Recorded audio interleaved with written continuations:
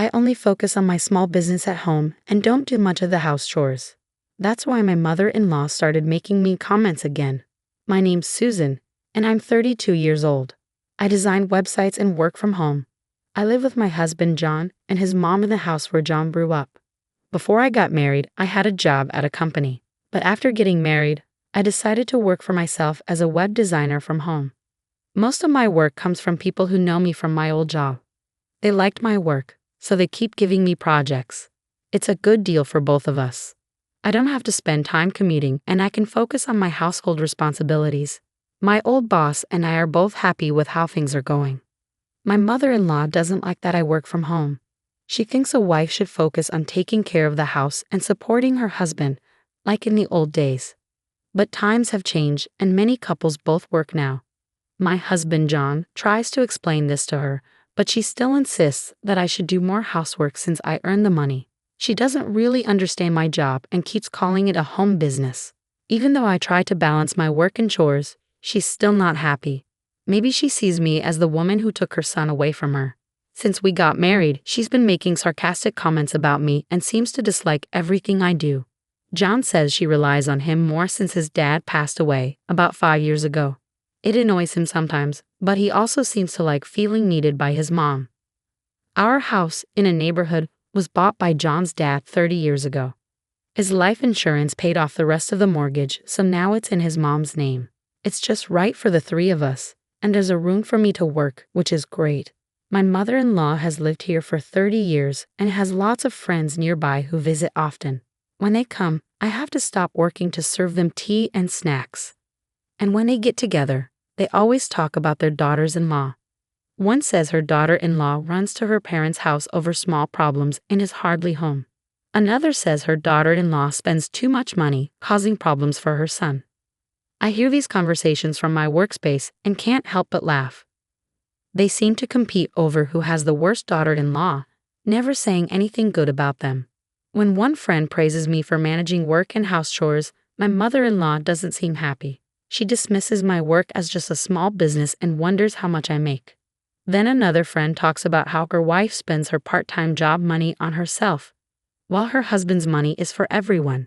They all laugh. My mother-in-law starts talking about how things were different in her day, but I tune her out with my headphones. I've heard these stories before, and they often disrespect modern wives. I focus on my work and block out the noise. One evening at dinner, John casually mentioned wanting to buy a new car. I've been thinking about getting a new car. Is that okay? He asked. My mother-in-law snapped back, wondering why he needed my permission. John quickly tried to calm her down, saying it would be a car for all of us, so he couldn't decide on his own. Despite John's explanation, my mother-in-law kept arguing with him. Since you're the only one with a driver's license, you should choose the car you want, she insisted. Poor John, who usually listens to his mother, looked at me for help. You decide, he said, feeling stuck. Frustrated, I told him, fine, don't keep asking for your wife's opinion, just make the decision yourself. John always checks with either me or his mother about everything. It's nice that he's considerate, but sometimes it's frustrating how unsure he can be. His dad, my father-in-law, used to make decisions on his own, and my mother-in-law often complained about it. Growing up seeing this, John thinks it's wrong to be too assertive. But my mother-in-law, who had a controlling husband, believes that's how a husband should be. My mother-in-law's dissatisfaction with John always seeking approval falls on me. She blames me, saying, Susan is always nagging John. That's why he's like this. I was surprised and didn't know how to respond. John chimed in, blaming me too, saying, yeah, Susan is always complaining. That's why I can't decide on my own. I tried to defend myself, but it didn't help. John always takes his mother's side. We've been married for 2 years, but he's never stood up for me in front of her. He apologizes later, saying I'm the most important to him, but I'm losing trust. He seemed caring at first, but he never backs me up. I'm starting to question our relationship. Kindness and indecisiveness are different. I wish he'd stand up to his mother. About a month later, John's new car arrived. The smell of a new car is the best. Let's all go for a drive on my next day off, he said happily. His excitement spread even to my mother-in-law. She commented on the car's cost, hinting it was paid from John's salary. Ignoring her, John enjoyed exploring the car. I was shocked at its expense. There's a limit, even though I said he could choose, I thought. John came inside, still thrilled. I asked, "How much did it cost?" He casually replied, $60,000. Seeing my reaction, he asked, "But you said I could get any car, right?" My mother-in-law quickly sided with my husband, saying, "You let John decide, so don't complain now." While I did leave the decision to him, I also hope he consider our finances. Ignoring her, I asked my husband, "Where's the money coming from?" He hesitated, then admitted he was paying with a loan. Instead of addressing this, my mother-in-law shouted, "Susan, don't complain, you're not the one paying." I wasn't sure if she was mad because I ignored her or because of what I said to my husband, but she gave me a fierce glare. "You're always complaining, even though you're living off John's salary," she said harshly. I defended myself, saying I have a job too. But my mother-in-law dismissed it, saying I didn't earn much with my part-time job compared to John's $5,000 a month. I was about to explain that was my salary, but when I looked for my husband, he had disappeared. I couldn't take it anymore. My mother-in-law even went as far as saying she wanted a daughter-in-law like me to leave soon. I had been patient, but I was done. Discussing my salary seemed ridiculous, and I didn't care anymore. Feeling frustrated with my mother-in-law's comments and my husband's attitude, I couldn't understand why he caused this argument in the first place. His usual indecisiveness had sparked it all over again. "Okay, I'll leave then," I said, heading to my home office. I grabbed my laptop and essentials and left the house, telling my mother-in-law I'd come back for the rest of my stuff later. She glared at me with a frightening expression, while my husband stayed in his room. As I left, my still angry mother-in-law shouted, "Make sure you've signed the divorce papers next time you come here." Did you hear me? It shocked me to hear her use such harsh language for the first time. Ignoring her, I stormed out of my in-laws' house. I wasn't sure if she was angry because I said I would leave as she asked, or because I confronted my husband about the money. Regardless, I knew I wanted to leave the house as soon as possible. After storming out of my husband's parents' house, I went back to my own parents' house for the time being. My mom was surprised and asked what happened suddenly. My dad, seeing my unusual expression, seemed to understand the situation. "I don't know what happened, but you can stay here as long as you need to," he assured me. I didn't hear from my husband afterward. The man who used to cherish me before our marriage was nowhere to be found. I couldn't help but feel foolish for not seeing that he only listened to his mother. Talking to my parents about what happened at my husband's house helped calm me down. "You don't have children, so it's better to divorce sooner rather than later," my mom advised, and I agreed. On the weekend, my father helped me move my belongings out of my husband's house. My husband was nowhere to be found, and my mother-in-law stayed in her room. Standing outside my husband's room, I called out, "Thank you for everything. Could you sign the divorce papers?" I slid the papers under the door. I signed. "Is this okay?" came my husband's curt voice from behind the door, along with the signed papers. It saddened me that our marriage had come to this. Without saying anything to my mother-in-law, I left my husband's house. I had lived there for about 2 years, but there weren't many good memories. I headed straight to the city hall and submitted the divorce papers. I wanted to settle everything quickly if possible. After the divorce, I stayed at my parents' house and continued working there. I thought about renting a room and living alone, but my mom insisted I stay with them for safety reasons. My dad agreed, worried about John and his mom possibly causing trouble. Though I didn't think they would, I felt more comfortable being with my parents. Luckily, I could work from anywhere, so I decided to stay home for a while. About 2 months passed, and I had almost forgotten about my ex-husband and ex-mother-in-law when I started getting calls from an unknown number.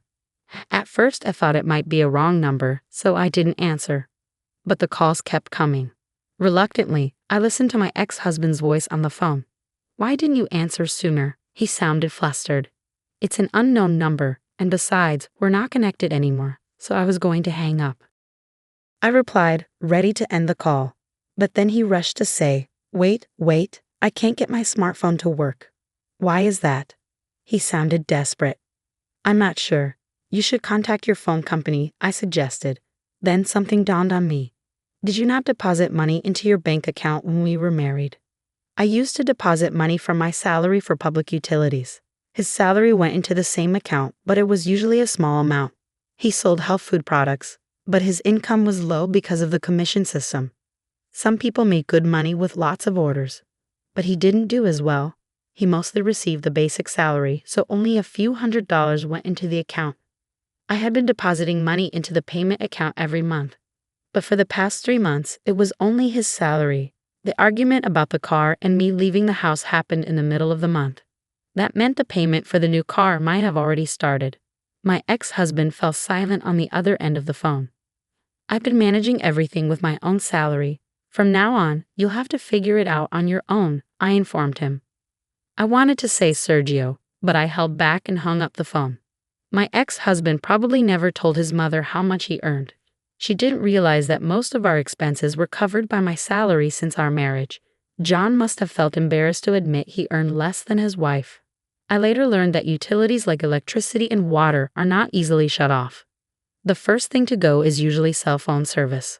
A few days later, on a quiet weekend morning, the doorbell at my house rang loudly. My dad answered and started arguing with someone at the front door. Seeing my usually calm father so angry, I knew something was wrong. My mom and I went to see what was happening. We have nothing to do with you anymore, so leave, my dad said firmly. My heart raced when I heard my ex-mother-in-law's voice demanding to see me. Just as my dad had predicted, she had come all the way to our home. When she saw me, my ex-mother-in-law started yelling at me with a terrifying expression on her face. Because you stopped depositing money into the account, the electricity and water got cut off. My parents and I were shocked. What did she mean by that? Just then, my ex-husband arrived, desperately trying to intervene. Mom, stop it. This has nothing to do with Susan. But my ex-mother-in-law ignored John's attempts and kept yelling. John makes $5,000. Why would the electricity and water get cut off? You're mistaken. I'm the one who makes $5,000. I corrected her, finally able to speak up about what I hadn't been able to before.